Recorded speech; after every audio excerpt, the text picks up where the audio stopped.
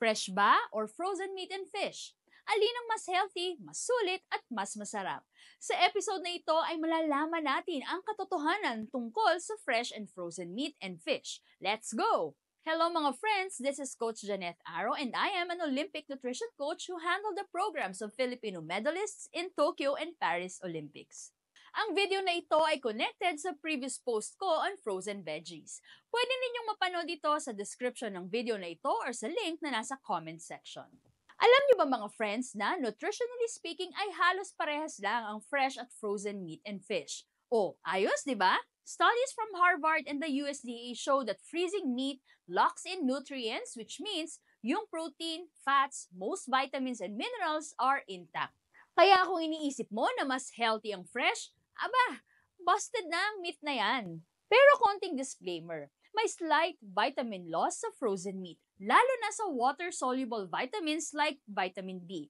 Pero minimal lang naman. Mas malaki ang effect kapag improper ang thawing process ng frozen meat and fish or pag na-overcook ang mga ito. Ano naman ang mga advantages ng frozen meats and fish? Una, mas matagal ang shelf life nito. Hindi mo kailangang magmadali na lutuin agad. Pwede mo siyang itago for months basta properly stored. Pangalawa, mas convenient. May stock ka agad sa freezer for those tamad moments at ayaw mong lumabas ng bahay. At pangatlo, budget-friendly kung in bulk ka bibili. Pero meron lang ding konting downside, yung freezer burn. Nangyayari ito kapag hindi maayos ang pag-pack and it leads to dry, flavorless meat.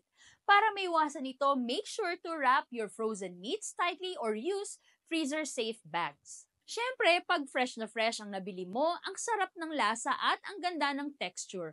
Walang tatalo, lalo na kung kinuha mo ito straight from the market or from the farm.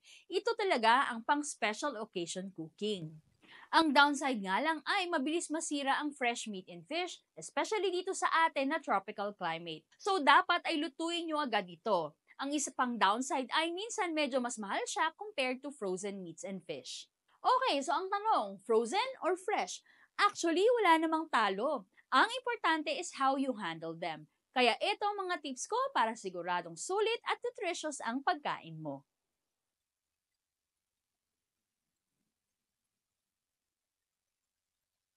So ayan mga friends, both fresh and frozen meat and fish are nutritious and delicious as long as maayos ang pag-store at pagluluto ninyo. Kung gusto nyo ng convenience and budget-friendly options, go frozen. Pero kung special occasion or top-notch texture ang hanap ninyo, fresh ang panalo.